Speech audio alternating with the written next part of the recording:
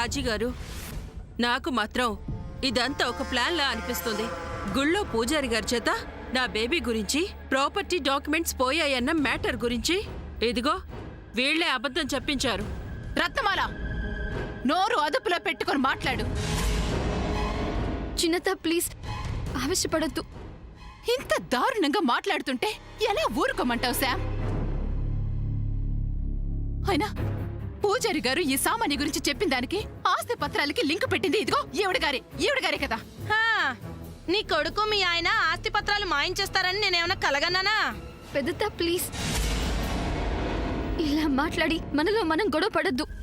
నేను ఇలాగే మాట్లాడతాను శామ్, ఇలాగే మాట్లాడతాను. మరిది గారు సమాధానం చెప్తారా చెప్పరా? అమ్మా, నువ్వు చాలా తప్పుగా మాట్లాడుతున్నావు. ఇలా అనుకుంటూ ఊరుకోబట్టే ఇవాళ ఆస్తిపత్రాలు మాయమయ్యాయి. రేపు మనం ఈ చూరు కింద ఉండగానే ఈ ఇల్లును కూడా మాయం చేస్తారు వీళ్ళు. You are absolutely right, no doubt about it. కరెక్టా? కరెక్ట్ ఏంటి? అసలు మా కుటుంబ విషయాల్లో మీ ఇంటర్ఫియరెన్స్ వద్దు అని చాలాసార్లు క్లియర్ గా చెప్పాడు సూర్య. ఇదిగో నా బేబీ కోడలు కాబోయే ఇల్లిది. అది జరిగేది కాదు. ఇంత తెలిసాక తెలిసి నా కొడుక్కి నీ కూతుర్ని చేసుకుంటావని కలలు కనకండి. చిన్నత ప్లీజ్ నువ్వు ఇక్కడి నుంచి వెళ్తామా? మరిది గారు ఏంటి చూస్తున్నారు? ఆస్తిపత్రాలు ఏమయ్యాయో చెప్పండి. నీకెంత తెలుసో నాకు అంతే తెలుసు. ఇదంతా నేను నమ్మను. నమ్మకపోతే వెళ్ళి అమ్మని అడగండి. ఆహా, ఆ విషయం మీరేం నాకు ప్రత్యేకంగా చెప్పాల్సిన అవసరం లేదు మరిది గారు. అలాంటప్పుడు ఈ వాదన ఎందుకు? చిన్నత ప్లీజ్ కమ్. అది కాదు, సరేరా, మర్యాదగా అడుగుతున్నాను, చెప్తారా లేదా మరిది గారు? ఏం చేస్తావు? చిన్నత తల తీసి మేలేస్తావా? చిన్నత ప్లీజ్ గొడవ పడద్దు. ఒకసారి రా చిన్నత, రా ప్లీజ్. మావయ్య ఏం చేస్తావక్క? ఏదో చేస్తుందట. ఆస్తి పత్రాలు ఏమయ్యాయి అని అడిగితే ఎలా పోట్లాడుతుందో చూడు. ఒక్కళ్ళు కూడా నిజం చెప్పట్లేదు. రాజీ గారు ఏంటిది? ఏమోనండి, నన్నేం అడగొద్దు, నాకే అర్థం కాక చస్తున్నాను. బేబీ, మ్యాటర్ చాలా కాంప్లికేటెడ్ గా ఉంది. ఇప్పుడు ఏం చేద్దాం?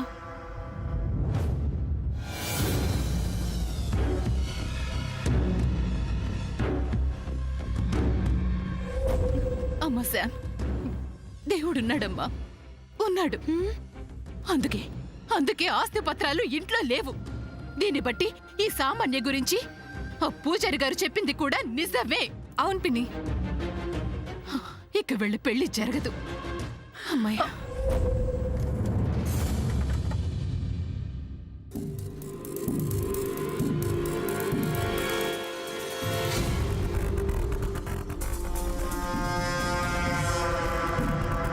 హాయ్ సమంత. ఏంటి సమంత, చాలా హ్యాపీగా ఉన్నట్టున్నావు? అంటే పూజారి నా గురించి చెప్పింది కరెక్ట్ అని, జయంతి ఆంటీ నాకు సూర్యకి పెళ్లి జరగదని అంది కదా, అందుకని హ్యాపీగా ఉన్నావా? లేక సూర్యకి నాకు పెళ్లి జరగకపోతే లిల్లీ చేస్తుందని టెన్షన్ పడుతున్నావా? నీ సంగతేమో కానీ నేను మాత్రం అస్సలు టెన్షన్ పడడం లేదు. You know why? వై? నాకు సూర్యకి పెళ్లి జరిగే విషయంలో హెల్ప్ చేయడానికి నువ్వున్నావు కదా. ఈ మ్యారేజ్ ఆగకూడదు, అది నీ హ్యాండ్లోనే ఉంది. నువ్వే ఏదో ఒకటి చేయాలి. జయంతి ఆంటీ మైండ్ సెట్ చేంజ్ చేయాలి.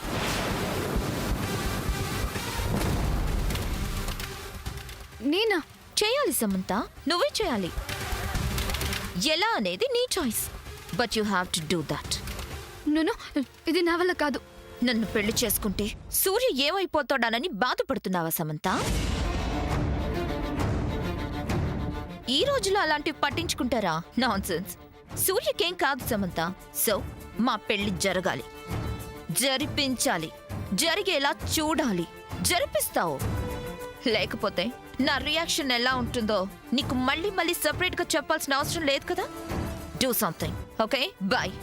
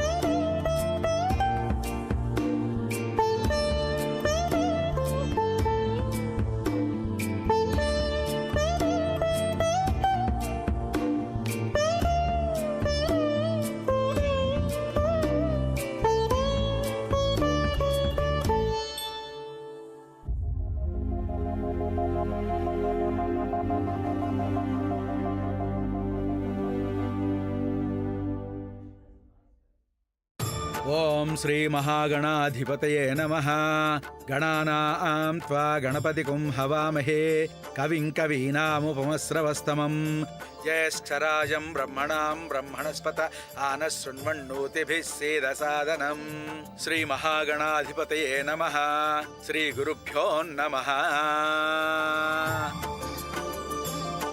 చెడు అనేది స్వలాభంతో స్వార్థంతో మంచిని ఆశ్రయించి ఆ మంచి ద్వారా తను అనుకున్నది చేయాలనుకున్నది సాధించాలని కోరుకుంటుంది. అలాంటి వాళ్ళు మా ఇంట్లో కూడా ఉన్నారు.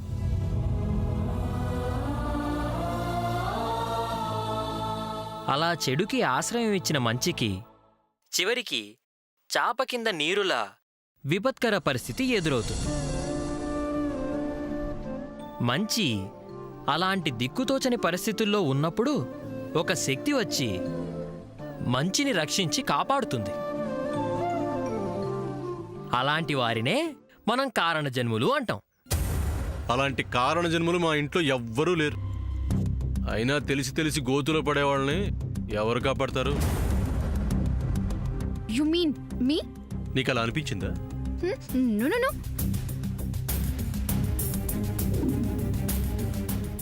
మంచి చేసిన వాళ్ళకి కీడు చేయాలని ఆలోచిస్తే చెడుకి ఎలాంటి పరిస్థితి దాపురిస్తుందో మోహిని భస్మాసుర కథావృత్తాంతం ద్వారా మనం ఇప్పుడు తెలుసుకుందాం.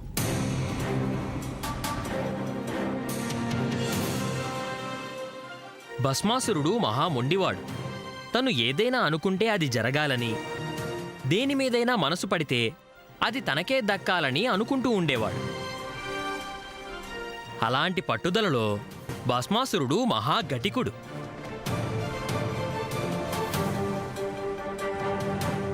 ఈ భస్మాసురుడు మహాశివభక్తుడు. ఆ భక్తి ప్రపత్తులతోనే పరమేశ్వర సాక్షాత్కారం కోసం కొన్ని వేల సంవత్సరాలు ఘోరమైన తపస్సును ఆచరించాడు.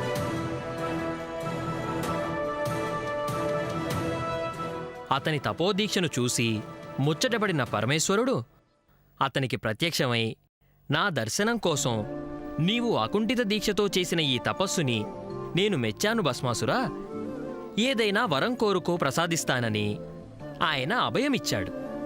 భలే అడిగాడు కదా సూర్య. పూర్తిగా విను.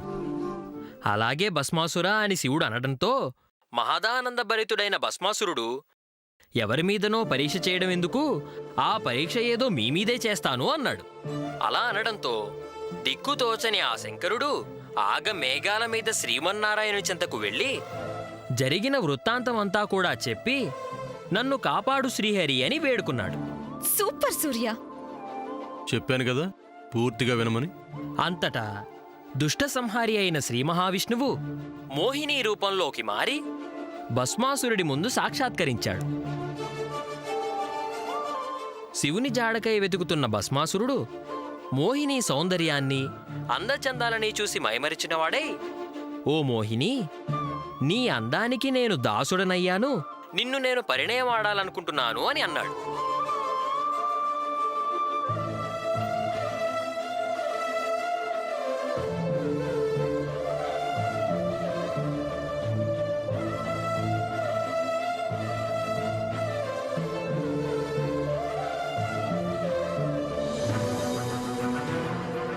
ఆగుము. ఎచుటికి పరిగెత్తుచుంటివి భస్మాసురా? అడ్డు తొలగుము మోహిని. తొలగవలనని నా తలపున ఉన్నది చెప్పవలయను. నేను సూర్యుని కలవవలయను మోహిని. కలవవలనని నన్ను దాటి వెళ్ళవలయను భస్మాసురా. నిన్నెప్పుడో ఆవలకు జరిపితిని కదా, ఇక తదుపరి మా పరిణయమే. ఆ తొందర వలదు. ముందుగా నన్ను జయించి వెళ్ళుము. నీతో రణమా? కాదు కాదు, నాట్యమునందు నన్ను జయించినచో నువ్వు మెచ్చిన వారితో నీ పరిణయమునకు నేను సహకరించదను. అయినచో అటులనే కానిమ్ము.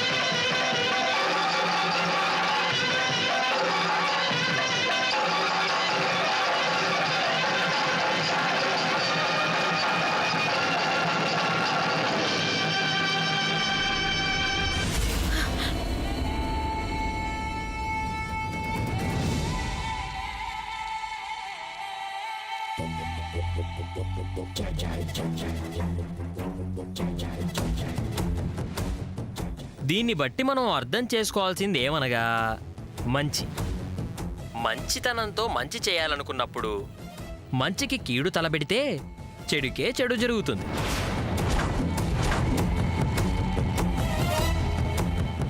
సామాన్య సూపర్ స్టోరీ కదా. ఇలాంటి స్టోరీస్ చూడకు సూర్య, చెడిపోతావు.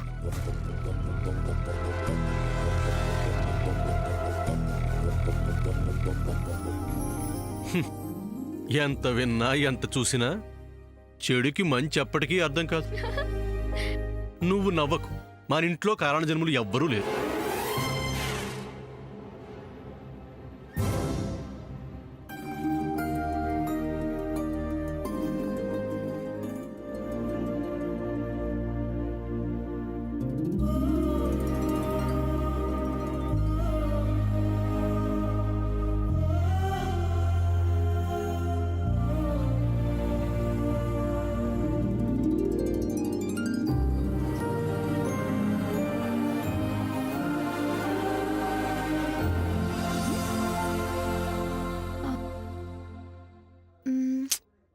సూర్య ఏంటంటున్నాడు?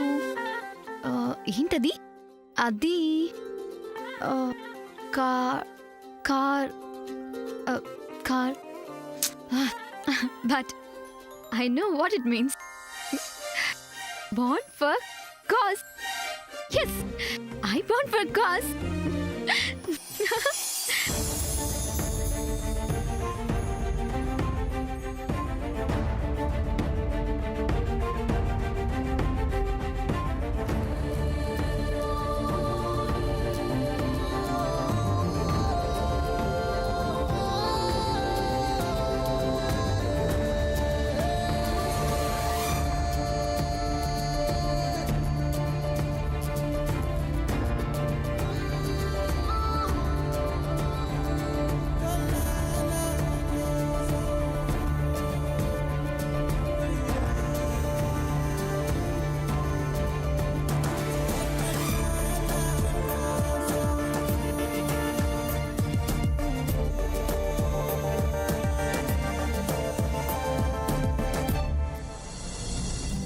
అక్క, ఏంట్రా?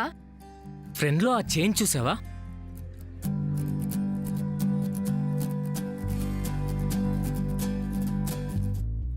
అవునరా, ఇంతకు ముందు దాకా ఒకరిని చూసి ఒకరు కారాలు మిరియాలు నూరుకున్నారు. గుళ్ళో పాలు నీలంగా మారేసరికి ఇద్దరిలో మార్పు కనిపిస్తుంది. అవును పద్మ, ఈ మార్పు ఇలాగే కొనసాగి వాళ్ళిద్దరికి పెళ్ళైపోతే బాగుండు. అవుతుంది. ఆ నాగదేవత మహిమ ఖచ్చితంగా కనిపిస్తుంది. మనం చూస్తాం కూడా. పదరా. పదక్క.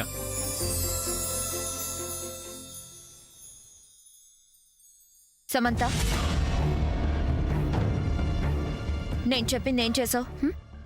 దేని గురించి? ఏమీ తెలియనట్టు ఇన్నోసెంట్గా నటించుకో. నేను నీకంతా డీటెయిల్గా చెప్పాను కదా.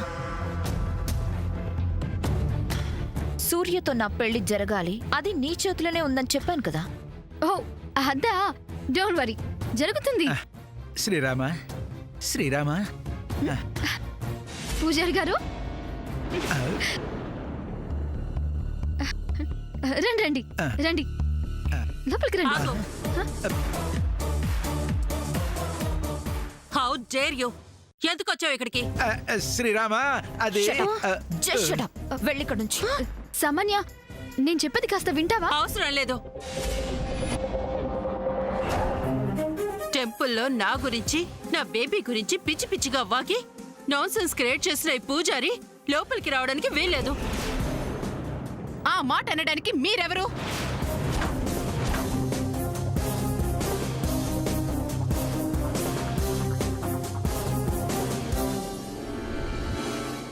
ఇది మీ ఇల్లా?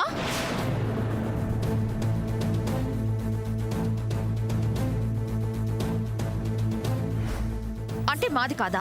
ఎలా అవుతుంది? ఎలా అవుతుంది? మా ఇంటికి నువ్వు మీ అమ్మ ఏమవుతారు? ఆంటీ, మాట్లాడుకో. శామ్, పూజారి గారిని లోపలికి తీసుకురామ్మా. జయంతి, దిస్ ఇస్ వెరీ బ్యాడ్. మమ్మల్ని ఇన్సల్ట్ చేసిన ఈ పూజారిని. పూజారి గారు, పూజారి గారు ఏం చేశారు? మీరు దాచిన నిజాలు చెప్పారు. నీ కూతురి జాతక ఫలం గురించి కుండ బద్దలు కొట్టినట్టు చెప్పారు. నిజం చెప్పడం ఆయన చేసిన తప్పా? రాజశ్రీ గారు, ఏంటిది? ఈ ఇంటికి కాబోయే కోడల్ని వియ్యపురాల్ని బయటి మనిషి ముందు ఇలా అవమానిస్తుంటే ఈ ఇంటి పెద్ద కోడలి ప్లేస్లో ఉండి ఏం మాట్లాడరేంటి? ఈ జయంతికి కాస్త బుద్ధి వచ్చేలా చెప్పండి. ఇదిగో మళ్ళీ మళ్ళీ చెప్తున్నాను, మా ఇంటికొచ్చి చిన్నత్త please let me handle this. లేదు శామ్, మన ఇంటికొచ్చిన పూజారి గారిని తిరిగి వెళ్లిపోమనే అధికారం హక్కు వీళ్ళకెక్కడిది? హా, అధికారం హక్కులు అంటూ ఆ పెద్ద మాటలు ఎందుకులే చెల్లి.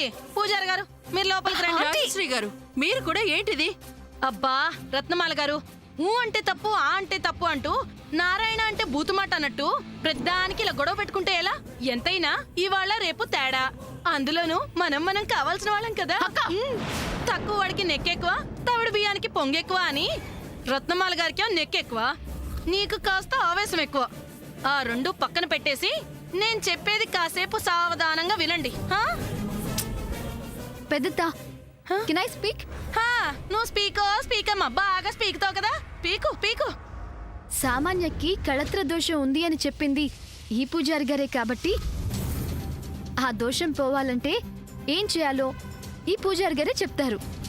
అలా చేస్తే దోషం పోతుంది. అంతేనా పెద్దత్త?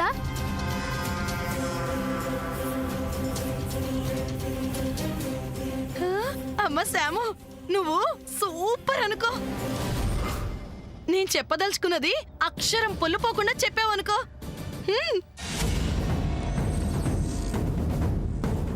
ఇంకెందుకు ఆలస్యం? పూజారి గారు రండి రండి, వచ్చి కూర్చోండి. బట్ వన్ కండిషన్, ఈ పూజారి మళ్ళీ ఓవర్గా మాట్లాడితే I can't tolerate. Srirama Srirama, ఆగ్రహించకండి శ్రీరామ. పూజారి గారు రండి, కూర్చోండి. పదండి పదండి, మీరు కూడా వెళ్ళండి. కూర్చోండి. ఆ, ఎండలో వచ్చినట్టున్నారు, మీకు మజ్జిగ తీసుకొస్తాను. ఆహా శ్రీరామ, నీది చల్లని మనసు శ్రీరామ. పూజారి గారు, ఆ. హోమానికి కావాల్సినవన్నీ చెప్పండి. ఆ. ఏమి పులిపోకుండా అన్ని తీసుకొచ్చేస్తాను. అలాగే శ్రీరామ. బాగా జరగాలండి. ఆ, ఎటువంటి ఆటంకాలు ఉండకూడదు. అయ్యో. మా సూర్యకి సామాన్యకి నిర్విఘ్నంగా పెళ్లి జరిగిపోవాలి.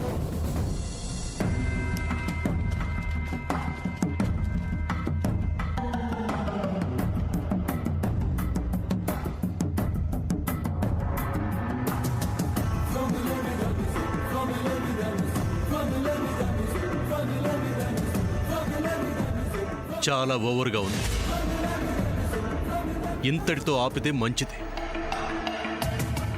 నిన్నే వినిపిస్తుందా?